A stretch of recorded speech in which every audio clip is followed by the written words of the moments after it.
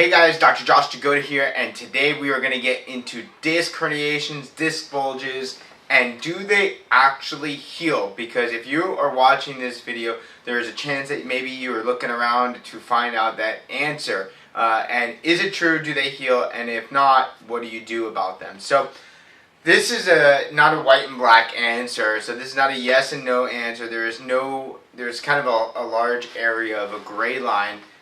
If they do heal or not. So I'm going to just say yes at first, but this is why I'm going to say yes. So if you go out there right now and you MRI 95 to 98% of the people out there, chances are you are going to find some sort of disc bulge, disc compression, stenosis, or narrowing of where the nerve comes out, or even narrowing of where the spinal cord is. So that being said, that is the statistics right out there. So how come if you're watching this video that maybe you're suffering from sciatica or low back pain or a disc herniation, but 98% of the people out there are going to have some sort of disc bulge or disc compression, but they're not suffering the pain?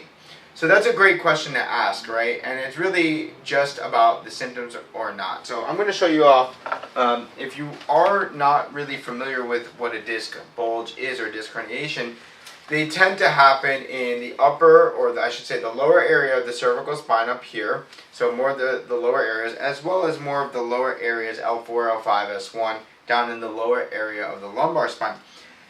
And what can happen is it's really just caused by compression over time. And these little discs here are really just due to two things. They're shock absorbers, and they're spacers. And really what they space out is the nerves that come in between here. So if you see this little red kind of dot here or bulge here, that is supposed to represent a disc herniation where the nucleus pulposus, or the fluid in the middle of that spine, actually comes out, and sometimes what it can do is put pressure on that nerve right there. And so if it puts pressure on the nerve, that's where you hear people will say they have sciatica or some sort of issue or nerve pain running down the leg, maybe running down to the arm, and things like that. So that is what a disc bulge and disc herniation is in a nutshell.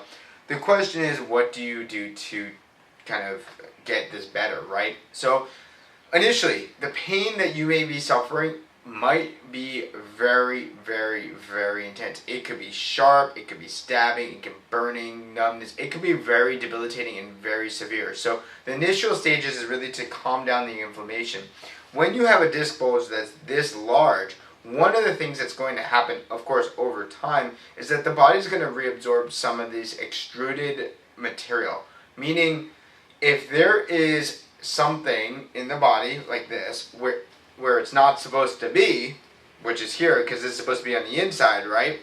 That is where you're going to find out, you know, in a long period of time, that the body is going to actually reabsorb some of this disc material. It's going to decompress the spine naturally as well, and there are going to be little macrophages, or on the cellular level, there's going to be small little cells that will start eating around some of those extra inflammatory markers. They're going to be taking away some of the dead material, and they're going to be repackaging that off for future energy in the future. So that is really one major thing. Keep in mind, what's going to happen really when you're talking about a disc bulge is that you're not going to always feel the symptoms, right? So just because you don't have the symptoms doesn't mean you don't have the injury, right? So like I said, 95 to 98% of people walking around out there are going to have some sort of disc bulge or disc herniation, but they don't have the symptoms. And that's really the key right there, is managing the symptoms, taking pressure off, and then restoring that mobility, that stability, and strengthening that area so that it doesn't get worse. Because at the end of the day, there is research out there saying that the disc can, what we call, spontaneously reabsorb, meaning literally, like, I'm not going to say overnight, but over the course of time, like I said before, the research shows that discs can actually heal themselves. Our body is naturally occurring to heal itself. And sometimes we just need the help and lending hand of other people. Exercises, rehabilitation, soft tissue work, adjustments. Sometimes people go in for surgery and cortisone injections. But typically less than 1 out of 10 people are going to need surgical intervention for this type of stuff. And it's my opinion, again, this is my opinion, that you should be trying the most conservative approaches first, starting with physical therapy, chiropractic, massage, exercise, etc., all these other things. And then if that doesn't work, using these pain management skills and pain management steps to get to the next level. And if that doesn't work in conjunction with more therapy, then you go consult the next level higher care, which may be a surgeon, may be something else, a microdiscectomy, whatever it may be.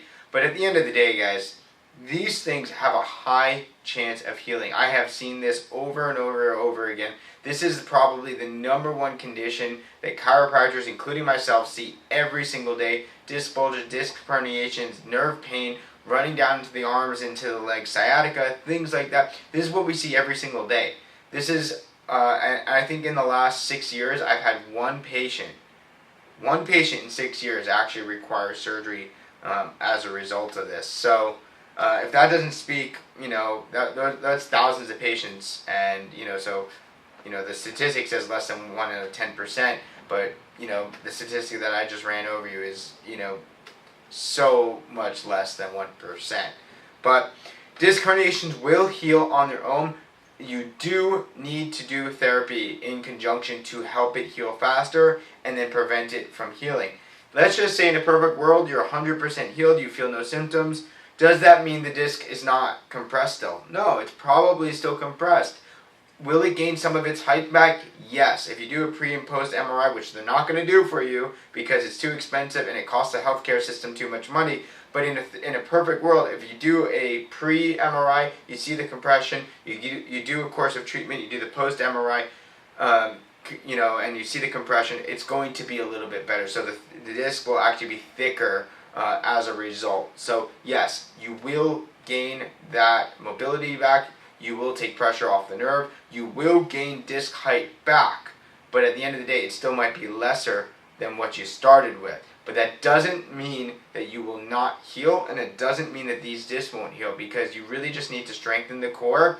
You really need to keep up with therapy, because people who do therapy and do these protocols have a lesser chance of reoccurrence rates, and when they do have reoccurrence rates, if they do, they tend to have lessening symptoms over the time. So to answer that question again at the beginning and at the end, disc herniations, disc bulges, all that other stuff will heal. You do have to give it time. You do have to work at it, but you can't expect it just to go away overnight. You really do have to work at it, guys, all right? So hopefully this helps you. Stay positive out there. I know if you're suffering from this pain, make sure you take care of it. Make sure you give us a call. Give somebody a call. Make sure this is something that you really are taking care of, because you don't want it to get worse, and you do want it to get better faster, all right, guys? I'm Dr. Josh Jagoda. Thanks for stopping by, and we'll see you guys next time. Bye.